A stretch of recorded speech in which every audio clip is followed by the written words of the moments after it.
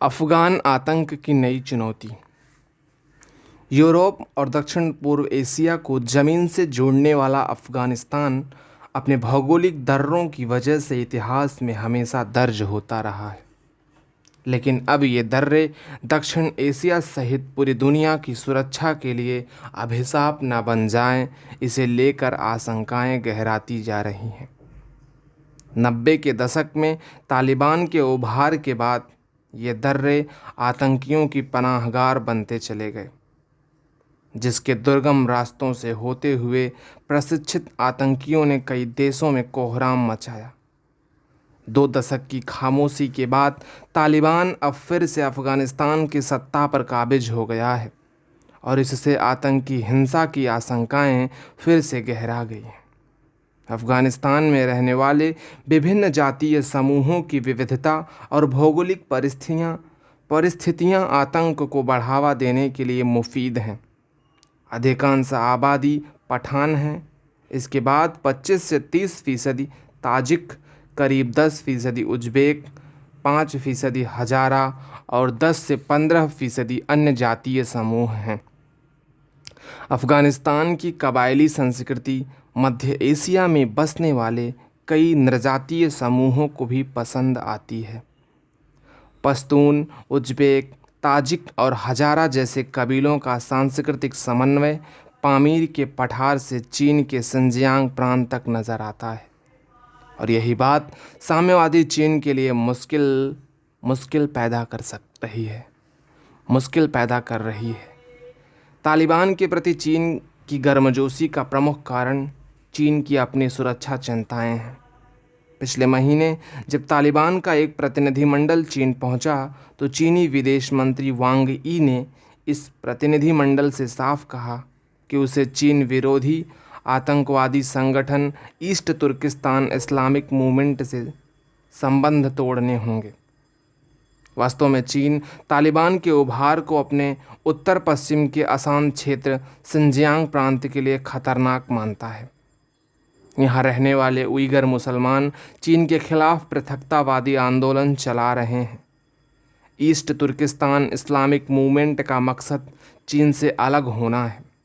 यह पृथकतावादी आंदोलन 1949 की स्थिति बहाल करना चाहता है और स्वतंत्र पूर्वी तुर्किस्तान को ही स्वीकार करता है। पूर्वी तुर्किस्तान ही चीन प्रशासित शिनजियांग है। इसकी सरहदें दक्षिण में तिब्बत और भारत, पूर्व में मंगोलिया, उत्तर में रूस और पश्चिम में कजाकिस्तान, किर्गिस्तान, ताजिकिस्तान, अफ़गानिस्तान और पाकिस्तान से मिलती हैं। चीन का सबसे बड़ा संकट शिनजियांग की पश्चिमी सीमा है, जो मुस्लिम देशों से मिलती है और यही कारण है कि चीन अफ़गानिस्तान में सैन्य अड्डा भी बनाना चाहता है। पिछले कुछ समय से अफ़गानिस्तान में इस्लामिक स्टेट (IS) के उभार से चीन के अशांत शिनजियांग में आंतरिक अशांति और ज़्यादा बिगड़ने का खतरा उत्पन्न हो गया है। मध्य एशियाई देशों में सक्रिय IS इस क्षेत्र में सहानुभूति रखने वाले कट्टरपंथी मौजूद हैं। इस क्षेत्र के विभिन्न देशों Afghanistan, Bangladesh, Bharat, Kazakhstan, Kyrgyzstan, Pakistan, Tajikistan, Turkmenistan, Uzbekistan और शिनजियांग से कुल मिलाकर हजारों लड़ाके IS के समर्थक में लड़ने के लिए सीरिया और इराक जा चुके हैं। ऐसे में IS ने उत्तरी अफ़गानिस्तान में अपने पैर जमाने की कोशिशें जारी रखी हैं ताकि वह मध्य एशिया, चेचेन और चीनी वीगर उग्रवादियों से गठजोड़ कर सके। अब तालिबान के अफ़गानिस्तान की सत्ता पर काबिज होने के बाद कई नाराज जातीय समूह इस्लामिक स्टेट से जुड़ सकते हैं और इस पूरे क्षेत्र के लिए सुरक्षा संकट बढ़ सकता है। अफ़गानिस्तान में आतंकवाद फलने फूलने के बाद यहाँ की ज़मीन चीन ही नहीं बल्कि दक्षिण एशिया से लेकर रूस तक को आशंकित करती रही है। इसका बड़ा कारण पाकिस्तान के वे आतंकी केंद्र भी हैं जहां तालिबान सहित कई आतंकी संगठन प्रशिक्षण हासिल करते रहे हैं।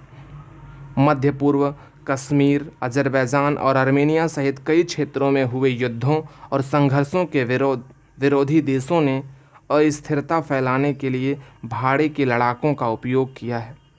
पैसे के लिए दुनिया के किसी भी भाग में जाकर लड़ने के लिए तैयार ये सैनिक Afghanistan, Pakistan, Libya, Lebanon, Syria, Iraq, Yemen, Sudan, Nigeria जैसे गरीब और गृह युद्ध से झेलने वाले देशों से होते हैं।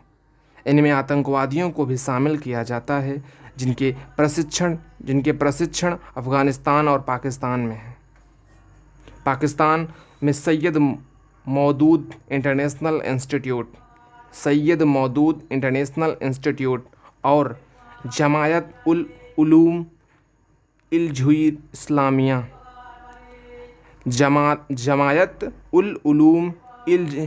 इस्लामिया जैसे संस्थान बहुत कुख्यात हैं।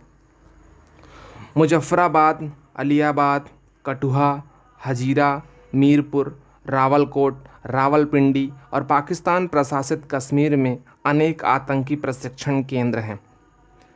इन संस्थानों पर का काम इस्लामिक चरमपंथियों को प्रशिक्षण और आर्थिक सहायता देना है। यहाँ पर सिंजियांग के उइगर सहित उज़्बेक और तुर्क भी प्रशिक्षण लेते रहे हैं। चेचन्या में रूसी सेना से लड़ने वाले चरमपंथी और मुल्ला उमर समेत तालिबान के अधिकांश लड़ाके यहीं से निकले हैं। तालिबान के सत्ता में आने से म्यांमार भी प्रभावित हुए बिना नहीं रह सकता। म्यांमार में बौद्धों और रोहिंग्या मुसलमानों के बीच संघर्ष के बीच जिहादी संगठन एकजुट होकर म्यांमार को सबक सिखाने की घोषणा कर चुके हैं। इसमें यमन का अल-कायदा समूह और पाकिस्तान के लश्कर तैयबा शामिल हैं। रोहिंग्या सुन्नी इस्लाम को मानते हैं। 1991-92 में म्यांमार में सेना के दमन के कारण करीब 2.5 लाख रोहिंग्या बांग्लादेश भाग गए। उस दौरान पश्चिम बंगाल और उत्तर पूर्वी राज्यों की सीमा से घुसकर तकरीबन 40,000 रोहिंग्या भारत के विभिन्न स्थलों में बस गए। अब तालिबान के बावजूद मजबूत होने से भारत के बौद्ध धर्मस्थलों को निशाना बनाया जा सकता है। यही नहीं, बांग्लादेश के चरमपंथी संगठन हुजी के भारत के पूर्वोत्तर राज्यों के कई कट्टरपंथी संगठन से गहरे संबंध है और वे IAS के इशारे पर काम करते हैं।